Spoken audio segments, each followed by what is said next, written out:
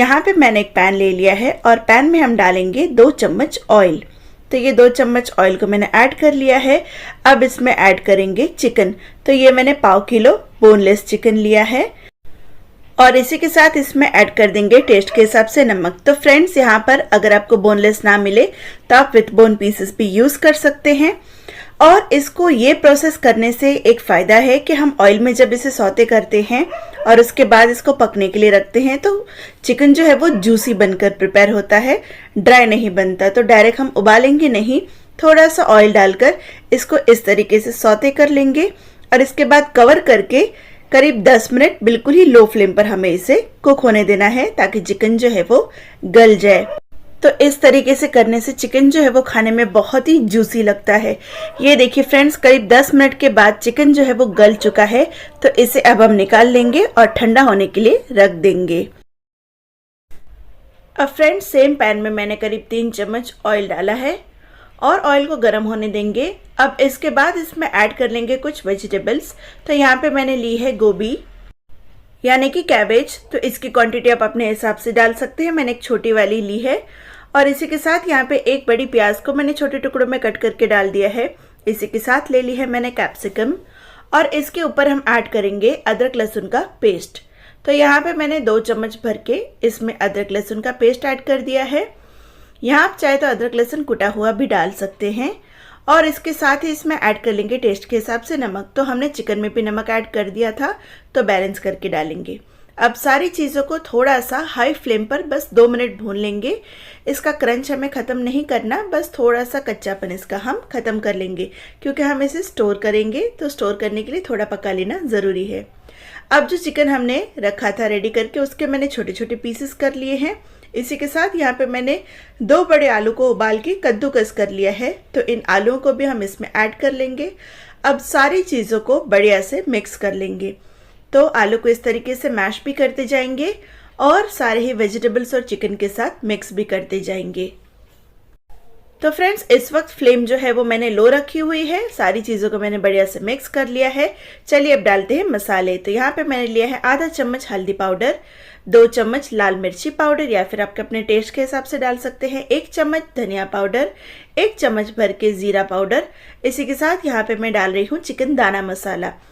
तो आप कोई भी ब्रांड का चिकन दाना मसाला यूज़ कर सकते हैं। ये मैंने करीब 3 चम्मच लिया है। और इन सारी चीज़ों को अब हमें मिक्स कर लेना है। फ्लेम को इस वक्त हम लो ही रखेंगे। सारे ही मसालों को बढ़िया से जो स्टफिंग है उसके साथ हम मिक्स कर लेंगे। तो फ्रेंड्स, चिकन दाने मसाले से इस रेसिपी का टेस्ट बहुत ही बढ़ जाता है, ज़रूर से यूज़ कीजिएगा। सारी चीज़ों को बढ़िया से मिक्स करने के बाद ऊपर ऐड कर लेंगे हम हरा धनिया और धनिया को भी हम मिक्स कर लेंगे इस स्टफिंग के साथ। और अब इस स्टफिंग को बिल्कुल ही ठंडा होने के लिए रख देंगे। तब तक चलिए दूसरी प्रिपरेशन करते हैं। यहाँ पे मैंने ले ली है ब्रेड की स्लाइसेस। तो इसके कॉर्नर्स आपको कट कर लेने हैं और कॉर्नर्स को हम यूज़ कर लेंगे ब्रेड क्रम्स बनाने के लिए। तो फ्रेंड्स, यहाँ पे जो स्लाइसेस है उनको हमें थोड़ा रोल कर लेना है, फ्लैट कर लेना है, एक बढ़िया सी शीट प्रिपेयर कर लेनी है। तो इस तरीके से बेलन से आप इसे दबाकर बिल्कुल ही फ्लैट कर लीजिए, एक शीट प्रिपेयर कीजिए। तो यहाँ पे फ्रेंड्स, आपको इस बात का ध्यान रखना होगा कि जो ब्रेड आप ले रहे हैं वो बिल्कुल ही फ्रेश हो, मतलब कि बहुत ज़्यादा दिन की रखी हुई ना हो, वरना ये शीट जो है बनाते वक्त फट जाएगी। तो ये देखिए फ्रेंड्स, इसी तरीके से हम सारी ब्रेड स्लाइसेस में से जो शीट्स है वो बनाकर प्रिपेयर कर लेंगे। तो ये देखिए फ्रेंड्स, यहाँ पर मैंने जो ब्रेड शीट्स है वो बना ली है। कितनी बढ़िया सी और नरम सी है ये। अब जो स्टफिंग है वो भी ठंडी हो चुकी है और इसी के साथ यहाँ पे मैंने मैदे में पानी और थोड़ा सा नमक मिलाकर एक घोल बना लिया है। तो बहुत ज़्यादा गाढ़ा नहीं रखेंगे और बिल्कुल पानी जैसा नहीं, इस तरीके का देखिए कोटिंग हो रही है। तो बस इतना गाढ़ा घोल हमें मैदे का बनाकर रेडी कर लेना है। इसी के साथ चलिए अब जो ब्रेड हमने फ्लैट करके रखी थी उसमें स्टफिंग भर लेते हैं। तो स्टफिंग हमें पूरी ही ब्रेड पर फैला देनी है बढ़िया तरीके से, क्योंकि हमने इसमें आलू वगैरह डाला है। तो ये स्टफिंग जो है बढ़िया से चिपक जाती है और ब्रेड को भी पकड़ लेती है, ब्रेड भी खुलती नहीं है। तो इस तरीके से देखिए फ्रेंड्स, हमें स्टफिंग जो है फैला लेनी है और इसके बाद इसको कस के हमें रोल कर लेना है। इस तरीके से दबाकर आपको रोल घुमा लेना है और इस तरीके से इसको सिक्योर कर लेना है। थोड़ा ही प्रेस करेंगे तो ये बिल्कुल ही चिपक जाएगा, निकलेगा नहीं। तो ये देखिए फ्रेंड्स, इसी तरीके से हम सारे रोल्स जो है वो प्रिपेयर कर लेंगे। है ना बहुत ही आसान सा रोल। तो फ्रेंड्स, खास रमज़ान आने वाली है तो ये चीज़ें आप बनाकर स्टोर करके भी रख सकते हैं किसी एयरटाइट कंटेनर में, या एयरटाइट बैग हो आपके पास तो उसमें आप डाल के इसको फ्रीज़र में, जहाँ पर हम बर्फ़ जमाते हैं ना, वहीं पर आपको इसको रख देना है। करीब 15 दिन तक स्टोर कर सकते हैं, क्योंकि हमने इसमें कोई भी कच्ची चीज़ें नहीं डाली हैं। सारी ही चीज़ों को हमने पका के इसीलिए डाला है।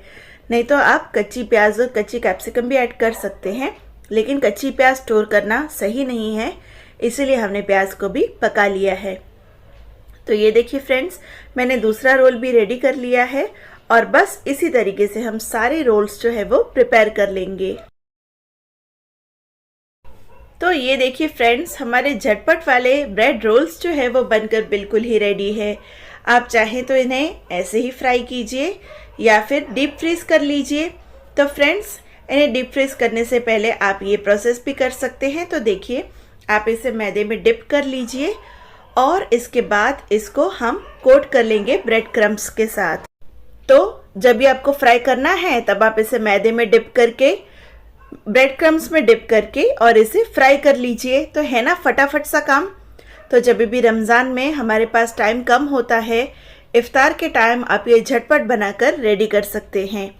तो ये देखिए फ्रेंड्स, इस तरीके से इसको कोट कर लेंगे बढ़िया से और ये हमारा ब्रेड रोल जो है वो बनकर रेडी है। तो बस इसी तरीके से सारे रोल्स हम प्रिपेयर कर लेंगे।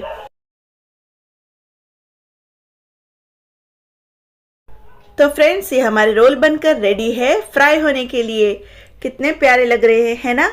और बिल्कुल ही आसान है। इसे आप बच्चों के टिफिन में दीजिए, as a tea time enjoy कीजिए, या फिर डिनर में भी आप इसे एंजॉय कर सकते हैं। तो चलिए अब इन्हें फ्राई कर लेते हैं। इन्हें फ्राई करने के लिए यहाँ पे मैंने ऑयल गर्म होने रख दिया था। तो ऑयल को मैंने मीडियम हॉट फ्लेम पर गर्म किया है और इस वक्त भी मैंने फ्लेम को मीडियम ही रखा हुआ है। तो इन्हें ना तो ज़्यादा हाई फ्लेम पर और ना बिल्कुल लो फ्लेम पर, हमें इसे मीडियम फ्लेम पर फ्राई कर लेना है।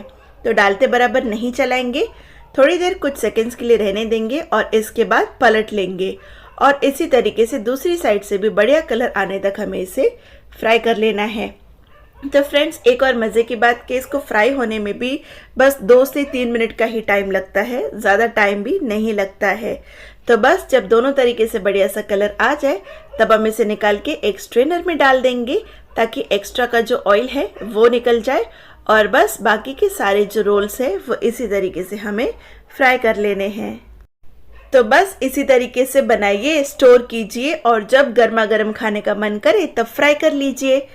तो फ्रेंड्स, ये रेडी है हमारे ब्रेड रोल्स, बाहर से क्रिस्पी और अंदर से बिल्कुल ही सॉफ्ट चिकन की फिलिंग वाले रोल्स। है ना बिल्कुल ही आसान बनाने में। फ्रेंड्स, अगर रेसिपी ज़रा से भी पसंद आई हो तो इसे एक लाइक ज़रूर दे दीजिएगा और अगर मेरे चैनल पर आप न्यू हैं तो इसे सब्सक्राइब भी ज़रूर कर लीजिएगा। And thanks for watching this video. Bye bye.